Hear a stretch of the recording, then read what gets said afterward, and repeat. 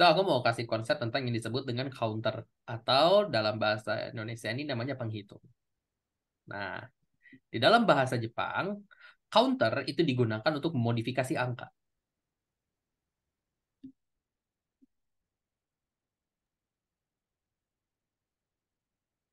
Nah, ini dipakai untuk menghitung atau mencacah. Nah, kenapa counter tuh jadi topik yang mengcatch. Mau nulis catch ya Allah, kebiasaan. Ini kayaknya PTSD handle klien kemarin. Mencacah cache Nulis catch. bukan Aldi, HP Pak, bukan PT, memori. PTSD, PTSD ngebersihin catch customer. Nah, nah ini menghitung atau mencacah. Nah, kenapa menghitung itu nyebelin? Karena cara baca angka akan berubah gara-gara penghitungnya.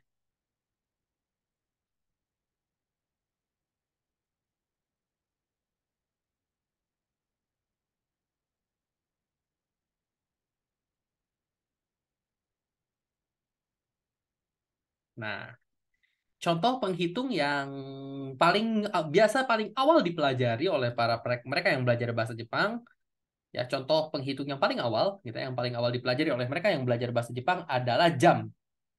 Penghitung untuk jam itu namanya ji.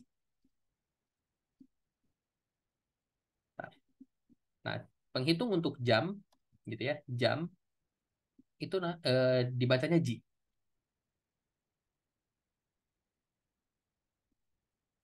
Nah, kalau angka dikasih ji, itu berarti maksudnya jam sekian, gitu. Misalnya kalau aku bilang ichiji, jam berapa? Jam 1. Betul. Niji, Niji jam 2. yap. Sanji, Sanji jam 3. jam 3. Yonji, Yonji jam 4. jam 4.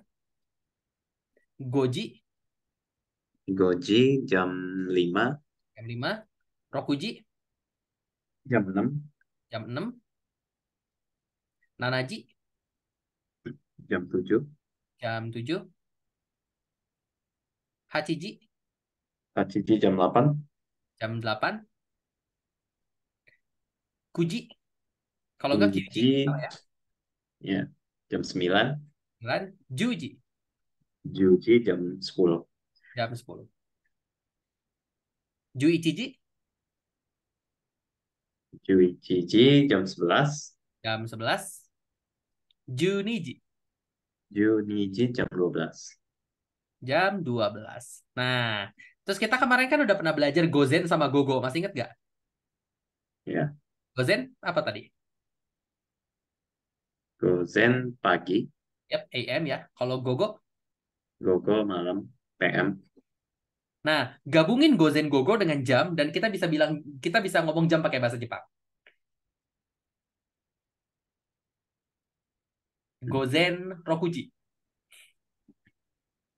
Jam 6 pagi, Nah, kalau nanyain jam dalam bahasa Jepang itu nanji.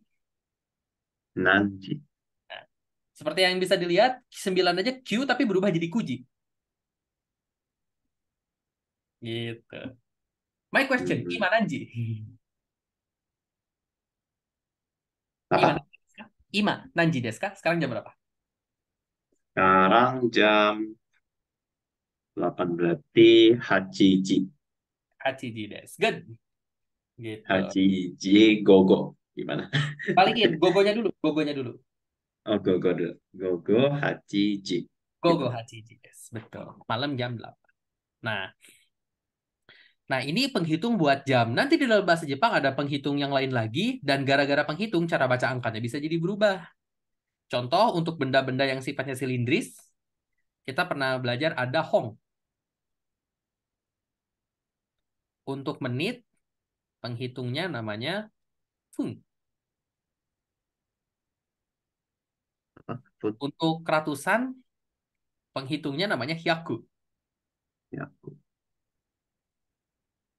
Untuk ribuan, itu sen.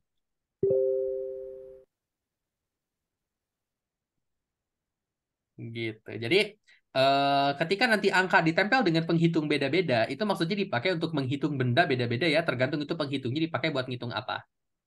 Gitu. Tapi yang penting adalah cara baca angkanya bakal berubah tergantung menghitung dan setiap kategori benda itu bisa jadi penghitungnya beda-beda.